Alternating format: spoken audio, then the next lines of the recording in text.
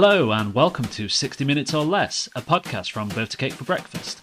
I'm Andy Hughes and for episode 20 we're rolling back the years, joined by a band that we first interviewed a decade ago, Deathrays.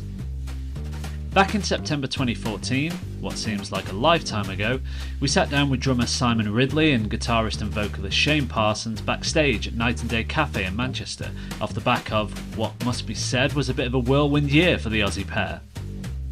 In May 2014, Deathrays released their superb second album Black Rat, a big mover for the duo, one that gained them a huge amount of support in the UK and Europe and saw them win big back home at the Australian Recording Industry Association Music Awards. Try saying that after an Out on the Source. In 2024, Deathrays celebrate 10 years of Black Rat and have been playing a number of special anniversary shows. In October, the band returned to the UK and we thought what better way to mark the occasion than to interview them again 10 years on. With the novelty of time zones, I was on the coffee having just finished breakfast whilst they were enjoying a Jameson's. Minor audio trigger warning, there were a few laggy connections, but that is to be expected in this day and age, right? Particularly with the pair being on the other side of the world, but it shouldn't impact your enjoyment too much. Righto, Deathrays, let's go! How's it going, man? You alright? Yeah, good. How you doing? Good, yeah, I'm good, man. It's feels like Australia weather here, man. It is so hot. What's the temperature over there at the moment? Oh, it's only like 23. Oh, that's pretty good. But for the UK, that's, Yeah, chaos. Yeah, pretty much, yeah. Right, Shane, how's it going? Hey mate, how are you? Good. It's funny with these sorts of things. Normally we're talking to American bands and we're normally drinking beers whilst they're just finishing their coffees. You guys being the first Australians that we're talking to, I think, for the podcast. Yeah, there you go, Shane. Like, I'm just finishing my coffee round and like drinking water. What is of your evening? Are you guys on the bevs or? We're having a podcast whiskey. Is that down to your Jameson's sponsorship? I saw there was loads of Jameson's. It is. I'm finishing off one of those bottles. Yeah, me too.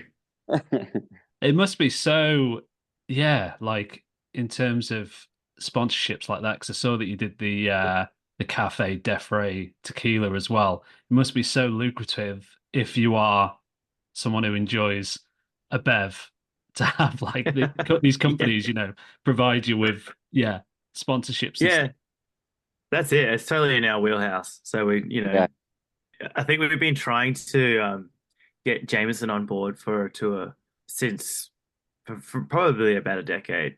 And they finally came to the table on this one. And we're lucky because one of our dear friends from Brisbane, he's now one of the main reps for Jameson in Australia. So we kind of got in there, weaseled our way in, and it was great. It's just like we drink it all the time, so we're like, just nice to kind of have it on tour, and it's a good brand to get behind, and I love all like the sort of a lot of Irish drinks as well, so it's like it's good to get that sort of behind you. And with the premium coffee tequila, because obviously Patron stopped doing their coffee Patron a couple of years ago, and that was like a huge thing in the getting pissed community. So Simon, for you both, how was that, having that collab with coffee tequila? It must have been pretty sick. That's why we set it up, because they came at us and they're like, hey, would you like to make, we do vodkas or we do gins and stuff like that. And we found out that Patron weren't doing that stuff anymore because we loved that. So we were just like, oh, snap, that's what we got to do. There's definitely a hole in the market here. Plus, no one else is doing it, so we wanted some because we drink that stuff. That's kind of like we just make stuff that we like, and it's handy. So I was looking back and I saw that it was 15 years ago, which seems mental, that you were doing that video for the Mess Up where you were shotting all that Jägermeister. And at the time when we last spoke, I think you were still getting like people just coming up to you with an abundance of shots whenever you played shows. Is it still the case that people still think of you as this band from 15 years ago that are mad into your shots and stuff? Yeah, totally. It's sort of a thing that we can't live down now, unfortunately. I had someone offer me in Adelaide. Just the other week. I don't mind it. I'll still dabble here and there. Yeah. I won't do back to back shots, you know, like that video. I don't have the constitution for that any longer, but yeah, yeah. Apparently, it's just people still look at that video, and people still, I think they refer to that video a lot, you know, as this sort of, because I guess it was like one of, well, it was definitely for us, it was like a first viral moment, sort of before viral was a thing. You know, it was just on YouTube, and it just kind of got passed around within Brisbane, and then it kind of got out to Australia, and then it made its way overseas over time.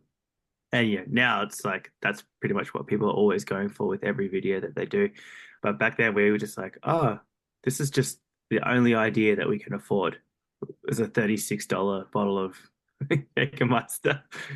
Yeah, and like it seems strange, doesn't it? Because I was watching it earlier as well, and Simon, obviously, at the end, it gets a bit hairy for you with like chucking up your guts over to the side of the table. And I was thinking, oh, that must have been so shit. But at the same time, for it to go viral and stuff, it must have been at the time, you know, pretty rewarding. I just thought it was funny, man. People would come up and be like, "Hey, I think I've seen you vomit," and I was like, "Oh, okay." It's always a weird icebreaker. So, you know, the last time we spoke, as I say, it was backstage at Night and Day in Manchester about a decade ago. And you'd at the time just released Black Rat. And I think it's fair to say over the, you know, the decade and within that year as well that you released Black Rat, things went pretty fairly well, I'd say. Yeah, I think well, in the UK it was sort of our biggest record. I think we, you know, that was the record where we were on Infectious Records or in over there, and like they were the biggest record label that we had over in the UK, and they kind of pushed us, and we did a lot of festivals, and we did a lot of like around and around the UK and over to Europe and back, and then home and then back to the UK, and yeah, it was I don't know, it was a good time. It was an interesting time for us. In some ways, I think we actually kind of almost burnt ourselves out after doing like all those shows over there. And yeah, we started just coming back like once or twice a year. But yeah, I think it's kind of it's the record that people in the UK, I think, know the best. Or you know, whenever people come up to us, they're like, "I fucking love that record." You know, it's like, yeah, me too. But we've done what, 5 records or 4 records since then. And, you know, working on another one now. Mm. But that's just kind of the way, I guess, music works. Because it's funny, like in Australia, Bloody Lovely was probably our biggest record that we did, which is the next one. And that kind of didn't do anything really in the UK. It just stayed at Black Rat, and that's where it was. So, yeah, it's just interesting how different markets react to things. And how do you find that works when you're, you know, going from country to country? So like back home, Bloody Lovely, obviously people are loving that from the record when you do shows. Whereas when you come to the UK, as you say, it might be more Black Rat centric. How does that work into like sorting out a set list and such? We just play like mostly the singles a lot of the time, but up until doing this tour, which we've gone back because it's a 10-year tour of that record, we've gone and we're playing the whole record plus some deep cuts like from previous to that. So it's actually been really refreshing to play different songs because we always just play the singles off. Okay, those 2 singles off this record, those 3 off that one. Okay, we can't miss these 5 songs. They can't be not in the set. Yeah, just kind of going like, right, these 11 have to be played. And then we have these 5 that we're going to pick. And that's been really good. So I think that's kind of opened the door a little bit for us to be a little bit more flexible with what we play. And yeah, when we come over and do the tour in October, you know, like we'll play the record and then we'll work out what we want to play as well. But whatever we did in Australia it worked really, really well, I think. Yeah, I think so. And Simon, I was reading that Night Walking off the record wasn't something that was previously played live until these recent shows when, you know, you kind of set yourself there, play the whole record in full. So how have you found it's been received for these shows that you've already played? Yeah, really good. Like it's just been, especially in Australia, I guess so far, just seeing everyone react to all of the songs has been cool to see. Because when you write an album, you know, you always feel like, oh, maybe these ones don't hit as hard. But then seeing it all in a live context, exactly how you playlisted the album, it's it's pretty trippy to see the audience react to it. You know. Yeah. And that's different to a normal set. Like, when we do a set, we kind of, all right, we're going to play five just blistering songs, and then we'll pull it back a little bit. But doing a record, you have three bigger ones that kind of hit hard, and then it pulls back, because if you're listening to a record, you don't really want to be pummeling people with sound. You want to kind of go back and forth and kind of have maybe some bits where it comes back, and then you can build it back up again. So it's actually, yeah, it is a bit of a different way to experience a set, sort of, pulling back off on the third or fourth, sort of it's on the fifth song actually. So yeah, we do like kind of five bangers, and then it's like, yeah, even opening with Black Rat is interesting as well, because that's not the hardest hitting song, but it's kind of got a bit of weight to it. With the record itself, obviously it's got the 10-year anniversary reissue with it as well. And you put out a white wrap version of the record that was limited to 300 copies worldwide. So those got snapped up pretty swiftly, I think. How was the feeling in your camp between the four of you that got such a response to the record itself? It was awesome. It kind of is one of the reasons why I pushed good to expand the tour. Yeah. I'm trying to work on getting like some more at the moment. It's a delicate situation. Is that a pressing thing? Because I know that obviously at one point the world was just all the record plants were just pressing Adele records. So is that like a delicate issue? Is that like a delicate issue in that, or no? Adele, I think it's more of a it's more licensing. Yeah, it's licensing. Yeah, I mean, I don't know if Adele's familiar with you guys, but you never know. 10 years is a long time. So in terms of the record, so you recently celebrated anyway over a 10-year anniversary of Bloodstreams. So how was that period between writing that record, your debut, and then going to Black Rat, and having the difference in terms of like, you can say about like having five bangers in a row and then slowing it down when it comes to a set, but how was it figuring that out when it came to actually putting the records together? Well, the difference between those two records is quite vast, I think.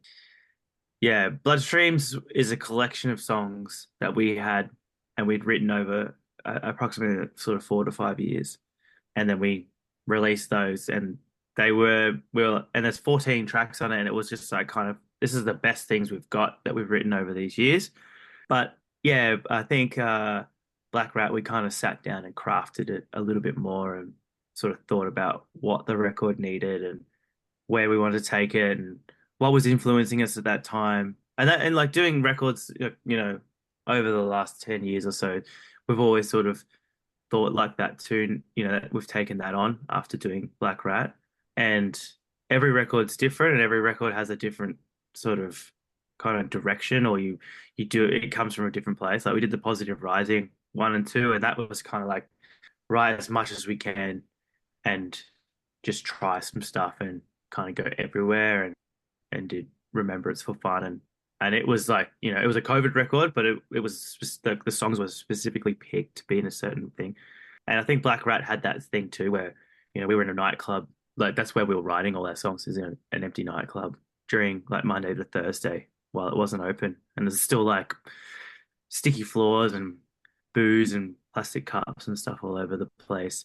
And that was, I guess, in some ways inspiring, because we're just in this dark brick room. And that was, yeah, I feel like going back and listening to that record now, I kind of still hear that room, like the sort of the feeling of it. Yeah. Just when we were writing it, we're like, oh cool, this bit sounds cool, and we were kind of like, there's like good dance beat bits, and yeah, I get flashbacks to it being in there, and the smell. Yeah, there's still like all just shitty stepped on crushed cups on the floor and straws, and would stink like Red Bull and whatever. So it's kind of just felt like everyone had cleared out of the club and we was just still there playing. But it definitely gave those songs a theme, and it gave them, they're all in the same period of time, so that I feel like it's quiet, feels quite connected, all those songs on that record. And do you think like, having that stink and having the visual idea of like crushed straws and like cans, tinnies on the floor and stuff, for you, like Simon, is that something that you can visually conjure up, even though it was 10 years ago, because it's so perfectly aesthetically, produced. Oh, 100%. That was our friend's bar Alhambra. So that was like our weekly hangout. And then even when we weren't recording in there, or sorry, writing. So yeah, those smells are definitely burned in there. Yes, I think we would do Monday through to Thursday. Yeah, they get deliveries and first Thursday night was their first night and then we come back Thursday night and kick on, and then maybe Friday as well. So it was like, go home for a couple of weeks and then come back and do it all again. And obviously, you're still, like you say, you're recently writing and recording stuff. The idea of going back to that, going to a club after closing and writing a record, is that something that completely does not appeal now, or would you kind of look into that as maybe something that would get the cogs going? Look, I would love to do something like that again, but it's really hard because we all live in different places, and Simon and I have lived apart for 10 years, so we do a lot of writing now just by ourselves, and we send each other ideas, and then now we get to just go into a room, like a rehearsal room, and just kind of work out the ideas. In some ways, that's better because you don't have to spend so much time. There's a lot, like back in the day, we just kind of, that's all we did. It's like we just had the band. It was just us two, and we kind of didn't have to worry about anything else. But yeah, now it's slightly different. But we just could spend that time and kind of work on the ideas, and it was only the two of us, so we kind of didn't really get on each other's nerves in terms of like, let's work on this idea and like, 2 hours later you're still like trying to work out what to do. You're like, I don't know, let's go do something else, and then you kind of feel like you wasted your day. Whereas now we can kind of go like, these ideas are all, everyone's like likes them. Okay, let's go and work them out properly. And in some ways, it's kind of quicker. In some ways, but maybe it takes a longer time over the total amount of time. But when you do it, it's quicker. So yeah, maybe one day we'll get to do something like that. But I think the dream is now for us to have our own space or studio or something like that we can kind of get into together and just try and write and record as much as possible. I'm sure that'll turn into a bar anyway. Yeah. Yes. I mean, you could always use the Jameson sponsorship money as well to fund that. I'm sure Jameson would be cool with that. I will give it a crack. I mean, we've already called him out on this podcast. We're doing it in my favor. So I was interested in, obviously you've moved apart over the 10 years, so you're not in the same space and writing's completely different. But in terms of putting out a record now, so you obviously just put Riff out recently, how does it compare putting out Black Rat and the production of that, 10 years ago, to writing and putting out a record now in Riff? Because obviously the way things are listened to and the way things are produced are completely different. So how is that going from those two over a 10-year period? So different. Yeah, I think even when Black Rat initially came out, the idea was you'd put a single out, you'd put another single out, you put the record out, you put another single out, and you put another single out, and you'd use those singles to kind of push tours along. And now, even in the last sort of 6 years, I think it's 5-6 years, it's been like, okay, how much kind of energy can you garner up from people based around singles and then drop your record? And it was actually kind of a bit of a bummer. Like, we put out Riff last year, and we put out 4 singles before it came out, and then the record came out, and then it was like, sweet. And then people were like 2 months later, like, okay, so what do you guys got next? It's like, oh man, it took us 2 years to make that record. It's just one of those things that people just expect music to be churned out so quickly. And, some bands are, I guess, able to do it, and some artists can do it like really, really well. But yeah, some things it takes us a bit of time, and we kind of will and ah about things, and then we finally get all the things that we want to work. Because there's always, you might write 40 songs that for those 10 that you hear on the record.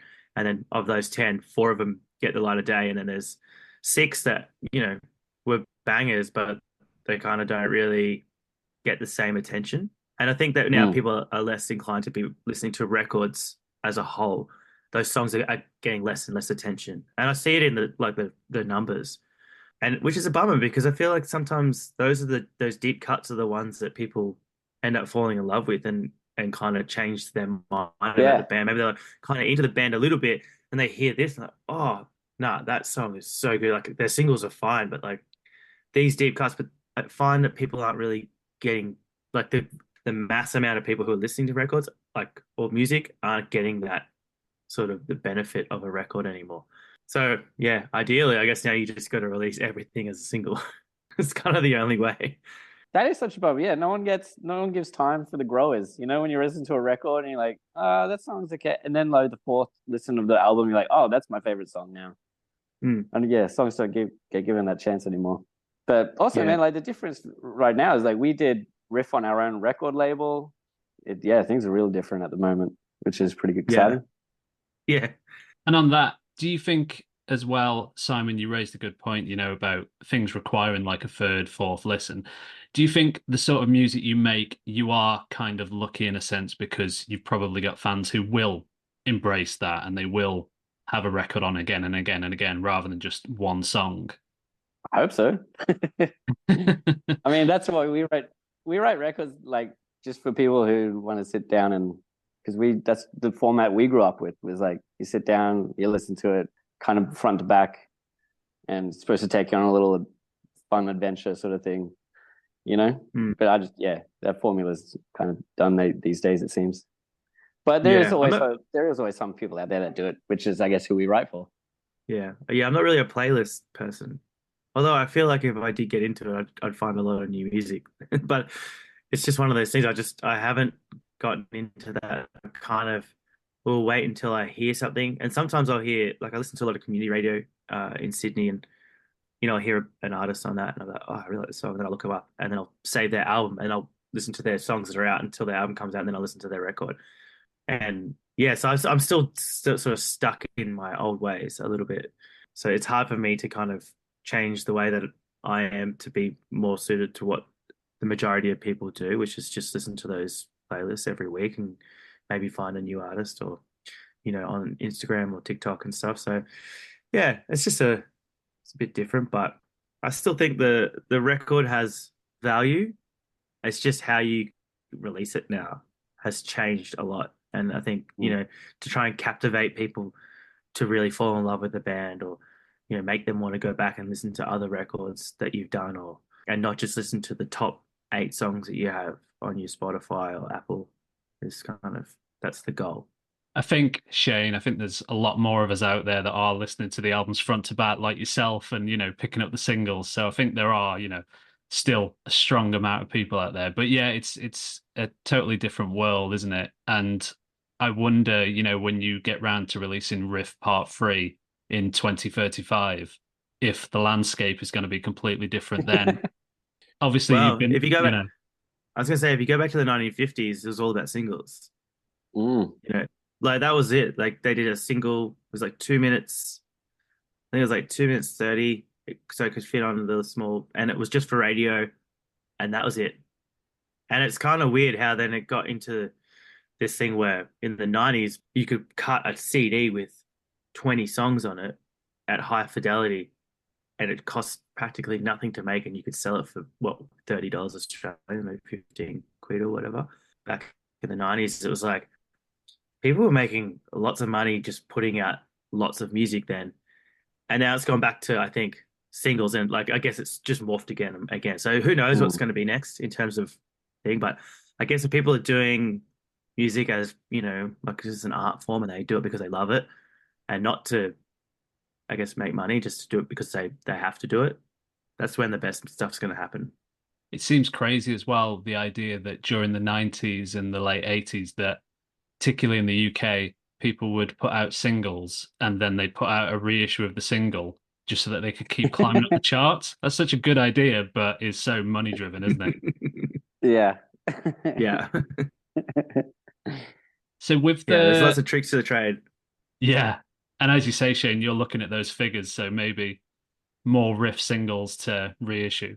Yeah, I mean, like, I think the thing is now it's like, with streaming, you I remember reading something somewhere, it was actually about 3 4 years, maybe 3 years ago, reading something about there's a 28-day cycle of music, and they're like, if you can release a song every 28 days, then you have a higher ability to be able to stay in within the playlisting and not charting, but I guess but that will at some point hopefully lead to that. So yeah, that's the DSP like the playlisting period, isn't it? Every 28 days? Yeah, every 28 days. And the more you kind of pitch for playlisting and do that stuff, I guess, and if you're getting people to listen to you and stick with you, and that's building up those platforms, they love it, then you'll probably get more, and it kind of feeds the beast. But it's like it'd be like a weird wheel to sort of do that every 28 days to have a song. I mean, it's kind of hard in a rock band to do that unless you have a lot of songs all there, or if your music is just quite basic and you're just a really good songwriter, you can just smash it out really quickly. But yeah, we don't have that ability, unfortunately. Bit depressing as well if that's all you work towards. Yeah, no time to play shows. Yeah, well, exactly. Yeah. So Simon, I read that you said around the time of Bloodstreams into Black Rat that it felt like a turning point when you'd written a song that people would sing back at you. So did it feel like there was like kind of a switch between the records and getting people swept up? And do you think it was kind of a conscious choice for you both to, say, oh, we can get this, with like, say, like Gina Works at Heart, you've got that really good sing back ability. Do you think that was a conscious choice or? I'd like to say yes, but I think kind of just fluked it. Like, there's nothing we still just wrote songs that we really liked. And it was always just whatever was the best that we had at a time that we could do, I think. Yeah. I don't know. Shane, what do you reckon? I mean, I think that like Gina Works at Hearts wasn't even going to be a single in my eyes. And then sounds like turned out to be the one that everyone got around, which is crazy to me because it's a silly song. But yeah, worked out. Yeah, so off the back of that as well, talking about that radio, that community radio we were talking about, Shane, you've recently said there were things where you used to go to a lot of festivals when you were younger because it was inspiring as there was not much musically where you were growing up.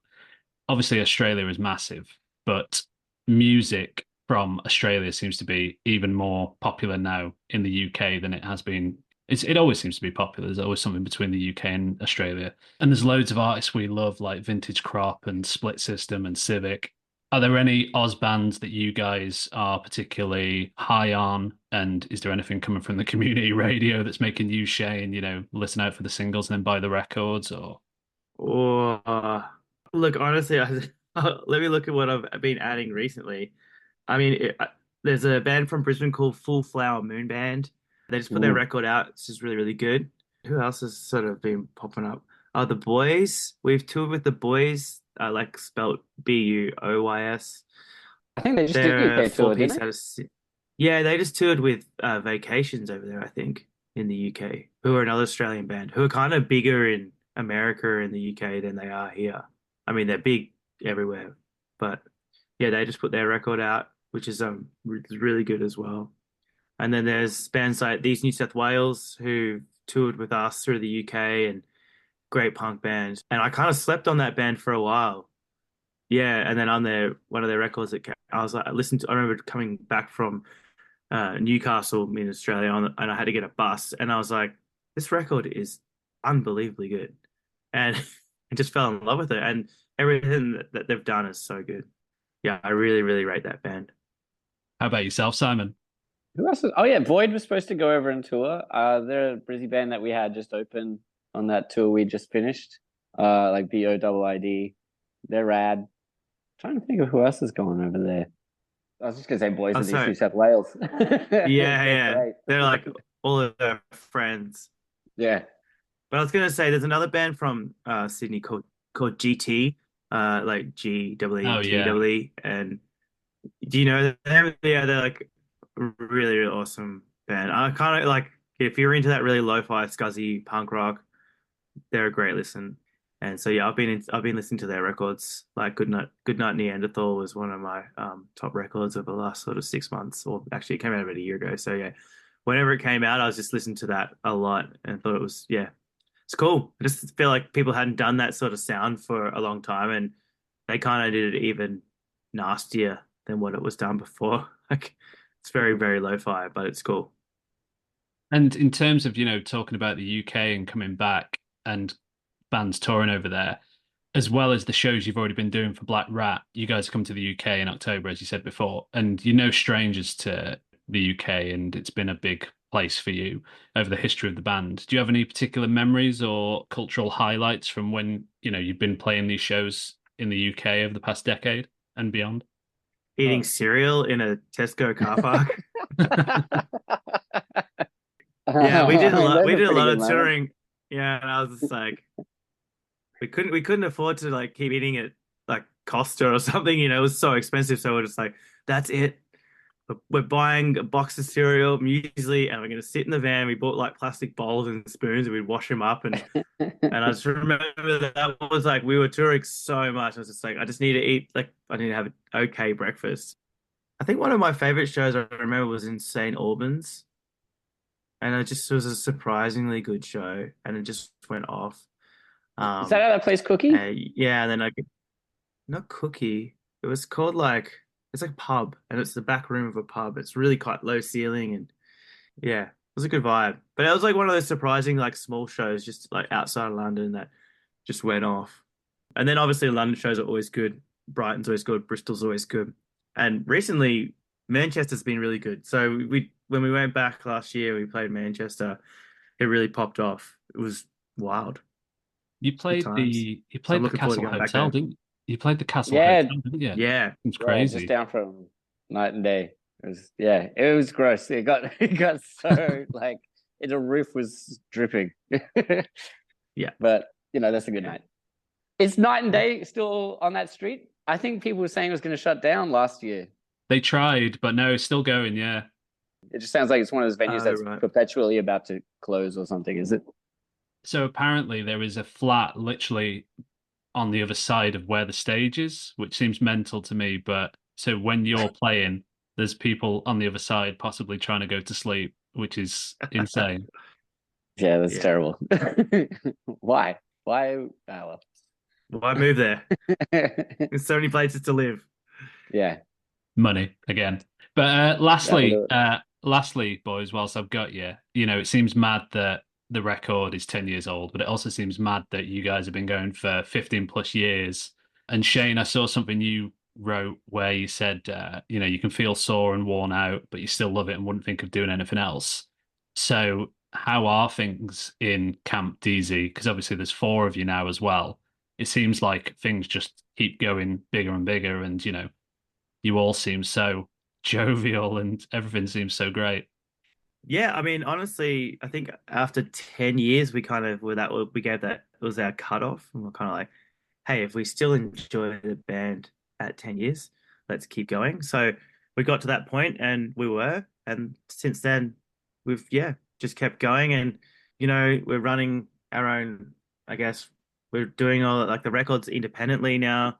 We're managing ourselves now, which was a bit of a surprise thing, but we've taken it like the bull by the horns a bit there and just like doing it. And in some ways, I guess we're kind of enjoying that side of it and kind of steering the ship.